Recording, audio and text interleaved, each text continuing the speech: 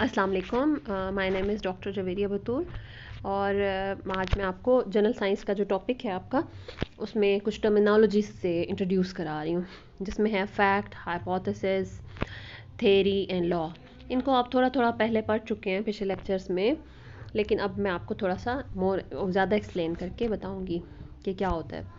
Basically अगर आप देखें कि कोई भी सबसे पहले साइंटिफिक प्रॉब्लम आपके सामने आता है, फॉर एग्जांपल कोई डॉक्टर हैं, वो कोई डिज़ीज़ को डील कर रहे हैं, उन्हें समझ नहीं आ रही ये बीमारी कैसे हो रही है, ये क्या इलनेस क्यों हो रही है, क्या रीजंस हैं, वो उसकी कुछ सिम्टम्स देख रहे हैं तो वो प्रॉब्लम देखते हैं।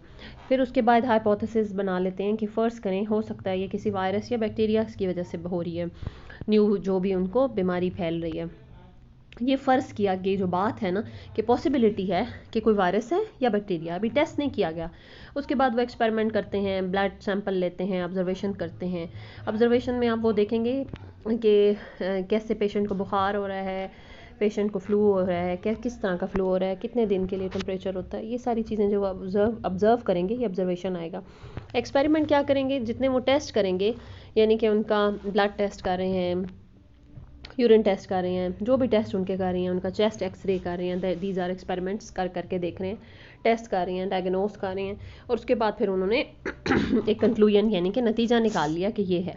अच्छा, उसके बाद थेरी जो है ना, थेरी के बारे में आप जो है पढ़ेंगे कि ये अभी पॉसिबल है कि ये थेरी करेक्ट हो, पॉसिबल है ना हो, लेकिन बहुत सारे लोग जब एक बात को कहते हैं और उसको जब कहा जाता है तो दैट इज़ थेरी।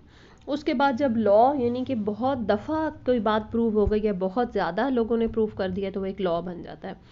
यानी कि काफ़ी रीटेस्टेबल, काफ़ी तादाद में लोग उसको एक्सेप्ट करने लग जाते हैं, तो दैट इज़ लॉ। जैसे न्यूटन्स लॉ है, और ये बार बार रिपीट भी हो चुका होता है और टेस्ट भी हो चुका होता है, दैट इज़ लॉ।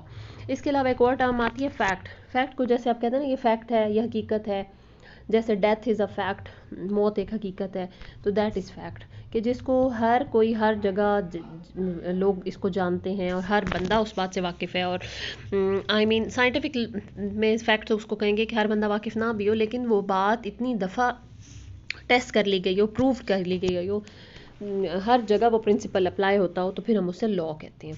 तो ये कुछ टर्म्स थी जिनको मैंने आम टर्म्स में बताया। अब हम इसको फर्दर एक्सप्लेन करते हैं। अच्छा, हाइपोथेसिस क्या है? अ टेंटेटिव एक्सप्लेनेशन और answers to the problem question. कुछ क्वेश्चंस ऐसे हैं जो प्रॉब्लम क्रिएट कर रहे हैं, उनका आंसर देना इस तरीके से कि एक टेंटेटिव एक्सप्लेनेशन। टेंटेटिव का जो मीनिंग है ना, बेसिकली ये मैं आपको टेंटेटिव का मीनिंग बताती हूँ। ये है नॉट सर्टेन और फिक्स, यानी कि अभी हमें कोई बात फिक्स पता नहीं है, लेकिन बहरहाल हम एक आर्जी सी बात बता रहे हैं, और अभी हम कॉन्फिडेंस से नहीं बता रहे, पॉसिबल है वो ठीक हो, पॉसिबल है वो ठीक ना हो, तो फिर हम उससे हेजिटेंट हैं, हम उसमें घबरा रहे हैं। तो ये सारी चीज़ जब हम काउंट करेंगे तो हम उसे कहेंगे टेंटेटिव, ठीक है। तो डन विदाउट कॉन्फिडेंस इसे हम कहेंगे। अच्छा, अब ये जो है टेंटेटिव है, हाइपोथेसिस जो है। अच्छा, और इसको हम सपोज भी कह सकते हैं, अ सपोजिशन, एक मफरूज़ा और propose explanation made on the basis of limited evidence. अभी हमें थोड़ी सी बातें पता चली और हमने फ़र्ज़ कर लिया कि ये बीमारी ब्लड में कोई बैक्टीरिया या वायरस से हो रही है। ये हमने फ़र्ज़ कर लिया था जब कोरोना वायरस का हमें डिटेक्शन हुई, उससे पहले उन्होंने फ़र्ज़ कर लिया कि पॉसिबली कोई वायरस है या बैक्टीरिया है। अब हमने ये नहीं कहा कि फंगल इन्फेक्शन है या कुछ है, तो उन्होंने अपने प्रीवियस नॉलेज को देखते हुए एक चीज़ फ़र्ज़ कर ली कि फ़र्ज़ किया ये दो चीज़ें पॉसिबिलिटी है। अभी उन्हें प्रूव नहीं था कि ये क्या चीज़ है, क्या उसका लाइफ साइकिल है, कोई कौन सी चीज़ इंसान को किल कर रही है, ठीक है। तो लिमिटेड एविडेंस का मतलब है हमें बहुत कम शवाहिद थे उसके बारे में, या दूसरे अल्फाज में हम कह सकते हैं starting point for further investigation. यानी कोई अगर आपने इन्वेस्टिगेशन शुरू करनी थी, तो अगर आप कोई इन्वेस्टिगेशन स्टार्ट करें तो कोई तो सिरा होना चाहिए, कोई तो बात होनी चाहिए जिसको आप इन्वेस्टिगेट करें। तो जो स्टार्ट है वो हाइपोथेसिस है, वो मफरूज़ा है, वो फ़र्ज़ कर लेंगे और फिर हम उसको चलाएंगे आगे और उसको प्रूव करेंगे। अब पॉसिबली हाइपोथेसिस करेक्ट हो, जो एंड में पॉसिबली हम सारी रिसर्च कर लें और वो हमारी बात गलत हो। फॉर एग्जांपल, एक साइंटिस्ट जो है वो ये टेस्ट कर रहा था कि ये बीमारी कोरोना वायरस की जो थी ये एक किसी बैक्टीरिया से होगी पॉसिबली, लेकिन वो रॉन्ग साबित हुआ, बैक्टीरिया नहीं था। और एक साइंटिस्ट ये टेस्ट कर रहा था कि ये बीमारी पॉसिबली वायरस से होती है, तो वो उसका हाइपोथेसिस करेक्ट हो गया। तो इस तरीके से आपको हाइपोथेसिस का अंडरस्टैंड आप कर रहे हैं। नेक्स्ट क्या है, हाइपोथेसिस आप बना रही हैं कैसा होना चाहिए। अब ऐसा नहीं है कि आपका हाइपोथेसिस जो है वो बहुत अनक्लियर हो, पता ही नहीं चल रहा कि क्या बात आप करना चाह रही हैं, समझ ही नहीं आ रही साइंटिस्ट को, तो वो आप कैसे उसको आगे इन्वेस्टिगेट करेंगे। बिल्कुल प्रिसाइज होना चाहिए, दुरुस्त तरीके से हो, रिलायबल हो। ऐसा ना हो कि बात ही ऐसी है जो कि हम इसको टेस्ट ही नहीं कर सकते, उस पर यकीन ही नहीं कर सकते, अनहोनी सी बात है। मसलन कुछ लोग कहें कि जी बीमारी हो रही है तो ये जादू हो रहा है तो इस तरह की रिलायबल बात होनी चाहिए जो कि हम उसको टेस्ट भी कर सकें, ठीक है। अच्छा, इस तरह ये है, हाइपोथेसिस मस्ट बी स्पेसिफिक। अब आपका ना बड़ा ही मखसूस होना चाहिए हाइपोथेसिस। अब इतनी बड़ी बात आपको नहीं करनी, इतने यानी कि फैली हुई बात नहीं करनी कि वो आप उसको कवर ही ना कर पाएँ। फॉर एग्जांपल आप कोई बना रहे हैं, वाटर टेस्टिंग का आप कर रहे हैं किसी एरिया की, तो आप डिफ़ाइन करेंगे कि इस स्पेसिफिक एरिया में वाटर टेस्ट करने किया और उसकी ये आपने इसमें पॉसिबल है कि आर्सेनिक पाया जाता है, तो ये आपका हाइपोथेसिस है। अब ये आप नहीं करेंगे पूरे वर्ल्ड का, आप ये पूरे तमाम पानियों का, तो फिर आपका वो स्पेसिफिक नहीं रहेगा। वो हाइपोथेसिस इतना वाइड है कि आप तमाम जहान का जो पूरे वर्ल्ड का जो आप पानी चेक कर रहे हैं तो वो आपके लिए पॉसिबल नहीं होगा। आप ख़ास स्पेसिफिक एरिया का आप चूज़ करेंगे और ख़ास स्पेसिफिक यानी ख़ास चीज़ का बताएंगे कि हाँ जी, इस एरिया में इस जहाँ पे लोग रह रहे हैं वहाँ पे ये पानी में आर्सेनिक पाए जाने के इम्कानात हैं। तो ये सारी चीज़ होती है स्पेसिफिक यानी मखसूस बात आप करते हैं। And should have scope for conducting more test. अब ऐसा भी होना चाहिए कि उसका स्कोप हो कि हम उसके लिए मजीद टेस्ट कर सकते हैं। अब ऐसा आप हाइपोथेसिस बना के बैठ जाएं जिसका आपके टेस्ट ही नहीं कर सकते। सपोज आप चांद पे जा नहीं सकते और आप उसके बारे में हाइपोथेसिस बना के बैठ जाते हैं और वो फिर आप उसको टेस्ट ही नहीं कर पाते, आपके लिए फिजिबल नहीं है, तो ऐसा ना बनाएं।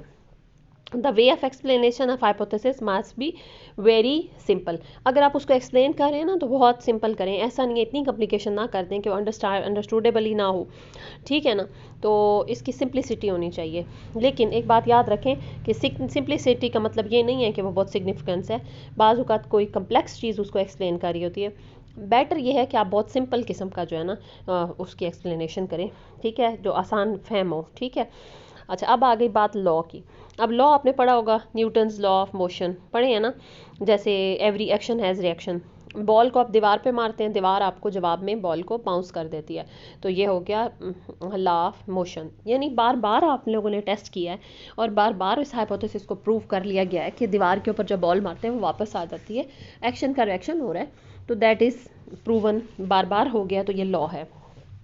एक ऐसी statement about an observe phenomena और अ यूनिफाइंग कंसेप्ट यानी बार बार उसको लोगों ने बताया और एक ही बात आंसर आ रहा है, तो दैट इज़ लॉ, ठीक है। आर्शिमेदस प्रिंसिपल ऑफ बाउंसी क्या होता है कि पानी के अंदर अगर आप ये जो होता है पानी वाला मग आप डालते हैं प्लास्टिक का, तो उसे बाउंस करके बैक करता है, तो वाटर उसको बाउंस बैक करता है। और उसी बेस पे आप देखें शिप भी चल रहा है, आप शिप अंदर डालते हैं तो वाटर उसको उतने ही प्रेशर से बाउंस बैक करता है, जिसकी वजह से वो पानी के ऊपर फ्लोट करना शुरू कर देता है, ठीक है। इसके अलावा हुक्स लॉ ऑफ इलास्टिसिटी आप पढ़ेंगे, ये स्प्रिंग्स में होता है। इस डिफरेंट लॉज के नाम लिखे हुए हैं। Dalton's law of partial pressure, ये गैसेस के बारे में लॉ है, तो आप एक दो लॉ के नाम लिख सकते हैं और लॉ को आप मज़ीद एक्सप्लोर कर सकते हैं इंटरनेट पे जाके कि लॉ क्या होता है। लेकिन वो लॉ नहीं करना आपने जो कि वो होता है कानून, जो आपके लॉज हैं जो आपकी अदालतों में होते हैं, ये साइंटिफिक लॉ इज़ डिफरेंट। तो साइंटिफिक लॉ जो है उसकी प्रॉपर डेफिनेशन यही है कि वो इतनी यूनिफाई कंसेप्ट है कि आप उसको लॉ बना लेते हैं, ठीक है, कानून बना लेते हैं। अब आ गई बात थेरी, ठीक है, थेरी की थेरी हम पढ़ेंगे। अच्छा, पहले हम पढ़ें एक्सपेरिमेंट्स। एक्सपेरिमेंट आपको पहले ही से पता है कि कोई भी हाइपोथेसिस है उसको आप प्रैक्टिकली चेक करना चाह रहे हैं तो एक्सपेरिमेंट करेंगे। कोई भी आप कंडीशंस ऑब्जर्व कर रहे हैं, अच्छा उसकी ना ये याद रखना है कि कंडीशन मस्ट बी डिफाइंड। अब ये नहीं है कि आप एक एक्सपेरिमेंट कर रहे हैं वो सर्दियों में कर रहे हैं, एक आप गर्मियों में कर रहे हैं फिर आप रिपोर्ट कर देते हैं। नो, आपको रूम टेम्परेचर डिफाइन करना है, उसका कैसा एटमॉस्फेयर था, क्या नमी थी। समटाइम हम एक्सपेरिमेंट करते थे केमिस्ट्री के, तो वो जब बरसात के मौसम में और तरह से रिजल्ट आता था और ड्राई वेदर में और आता था और ठंड में और तरह से उसके जो है रिज़ल्ट आते थे। तो इसलिए आपको जो टेम्परेचर को बताना, डिफ़ाइन करना, चीज़ें डिफ़ाइन करना बहुत ज़रूरी होता है। जो एक्सपेरिमेंट कर रहे हैं उसकी स्टेट्स आप डिफ़ाइन करें और उसको सेम कंडीशन में करें, ठीक है। एग्जाम्पल्स क्या हैं, जितने प्रैक्टिकल वर्क लेबॉर्ट्री में हम कर रहे होते हैं, एक्सपेरिमेंट कर रहे होते हैं, वो टेस्ट एक्सपेरिमेंट ही होते हैं, तजर्बात उसको कहते हैं आम ज़बान में। आप कोई भी डाटा कलेक्शन कर रहे हैं, इंस्ट्रूमेंट की हेल्प ले सकते हैं। बहुत सी अब तो इंस्ट्रूमेंट और मशीनरी आ गई है जिसमें अपने सैंपल रखते हैं और आपको चीज़ें मिल जाती हैं। फॉर एग्जांपल पहले ब्लड सैंपल को टेस्ट करने के लिए बहुत ज़्यादा तरद्दुद करना पड़ता था, अब वो स्पेसिफिक मशीन्स आ गई हैं जिससे CBC कंप्लीट ब्लड काउंट वो फ़ौरन डिटेक्ट हो जाता है। तो इतने इंस्ट्रूमेंट्स आ चुके हैं जिससे आप एक्सपेरिमेंट कर लेते हैं, ठीक है। तो उसके बाद आ गई थेरी। थेरी क्या है? Theory is a set of accepted belief और organize principle that explain and guide analysis. किसी भी एनालिसिस को एक्सप्लेन करने के लिए जो प्रिंसिपल बनाए हैं और ऑर्गेनाइज किए हैं वो थेरी है। अब एक्सेप्टेड बिलीफ यानी कि, अब आपको एक मिसाल देती हूँ, जैसे आपकी एटॉमिक थेरी थी, जॉन डाल्टन ने एटॉमिक थेरी दी। वो एक इंग्लिश स्कूल टीचर था, उसने एटॉमिक थेरी दी थी। उसने मुख्तलिफ कॉन्सेप्ट्स को देखते देखते कुछ पॉस्टुलेट इकट्ठे कर लिए थे और उनको सारे बिलीफ्स को इकट्ठा करके उसने ख़ास प्रिंसिपल बना लिए थे, ऑर्गेनाइज करके तरतीब से। कैसे? उसने कहा कि तमाम एलिमेंट जो हैं वो एटम से मिलके बने हैं, स्मॉल पार्टिकल से, जिनका नाम एटम है, और एक एलिमेंट के एटम जो है वो सिमिलर होते हैं। अब बाद में थेरी में चेंजेस आ सकती हैं, थेरी एक फास्ट हार्ड एंड फास्ट नहीं है। एक थेरी आप प्रेजेंट हुई है, उसके बाद वो उसमें कोई चेंजेस आ सकती हैं, वो उस शख्स ने सारी चीज़ों को कलेक्ट किया, ऑर्गेनाइज किया और प्रिंसिपल्स को पब्लिश कर दिया। तो वो सारी क्या थी? वो थेरी थी। Theory is defined that it is different from practice when certain principle are tested. अच्छा, अब ये उन्होंने जनरली बात बताई हुई है आम हालात में कि अगर थेरी है कि हर चीज़ की एक थेरी होती है। मतलब कोई शख्स है वो म्यूज़िक प्ले कर रहा है लेकिन उसको उसकी थेरी नहीं पता म्यूज़िक्स की, तो म्यूज़िक की ख़ास थेरी होती है जिसको आपको बेसिक कॉन्सेप्ट होता है, उसके बेसिक प्रिंसिपल होते हैं ऑर्गेनाइज के, इस तक ये है थेरी इसके पीछे, ठीक है। तो थेरी के बारे में आप मज़ीद भी चीज़ें देख सकते हैं, ठीक है। अब एग्जांपल्स ऑफ थेरी क्या है? डाल्टन्स एटॉमिक थेरी है, कुछ पोस्टुलेट जो थे थेरी के वो बताए हुए हैं। All elements are made up of atoms और atoms of same elements are alike. एक एलिमेंट के तमाम एटम एक जैसे होते हैं। तो ये थेरी की एग्जांपल आ गई। अब आ गई लॉ। ये लॉ भी आपको पढ़ा दिया, फैक्ट। अब जी मेन बात है fact. Fact is a knowledge that is true. अब वो इतना साबित हो चुका है। सबसे पहले तो हमने जी हाइपोथेसिस पढ़ा था, वो फ़र्ज़ किया था कि शायद ये ठीक हो शायद ना हो, फिर हमने उसके लिए ऑब्ज़र्व किया, फिर जो है हम उसको ऑब्ज़र्व करते रहे, उस टेस्ट करते रहे, टेस्ट करने के बाद हमने उसको कहा कि हाँ जी ऐसे होता है। फिर वो बहुत ज़्यादा हो गया तो हमने उसको कहा ये जी लॉ बन गया कि ऐसा ही होता है, ये कानून है। अब बात आ गई फैक्ट की। फैक्ट क्या है? जो बिल्कुल हकीकत है। हम कहते हैं ना ये फैक्ट है, ठीक है। मौत एक हकीकत है, ज़िंदगी एक हकीकत है, ठीक है। Fact is always verifiable. इसको हमेशा हर कोई टेस्ट कर सकता है, हर कोई, मतलब जहाँ भी चाहें आप उसे टेस्ट करेंगे आंसर सेम आए, इतना ज़्यादा सेम आए कि आप जो है उसको फैक्ट कहते हैं। मसलन सन राइजेस फ्रॉम ईस्ट, सूरज हमेशा ईस्ट से राइज होता है। Fact is observation that has been verified many times, यानी हर तरह के लोग उसे कह रही हैं, इतनी ज़्यादा यूनिवर्सल है कि पूरी दुनिया में हर जगह लोग कहते हैं कि हाँ जी मौत वाकई होती है, तो that is fact. Scientific fact is always verifiable and observations are repeatable. जो चाहे उसको टेस्ट करे तो वो सेम आएगा। एग्जाम्पल्स क्या हैं? Sun rises from east, all creatures will die, death is a fact, और sun is the centre of solar system.